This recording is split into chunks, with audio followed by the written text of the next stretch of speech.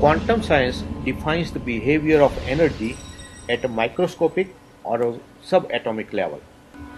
Everything in the universe is created out of this particular energy. On the other hand, yoga is a science that facilitates the communion of body, mind, and spirit. The yoga taught in the Western world is most of the time limited to the physical aspect of it. Some of the times it goes into meditation and getting some control over the mind. Here, it is important to differentiate between the brain and the mind because the brain is something that is tangible. You can touch it, you can feel it. If you have a brain tumor, the surgeon can get into your brain and cut out the tumor. Mind, on the other hand, is something that's very intangible.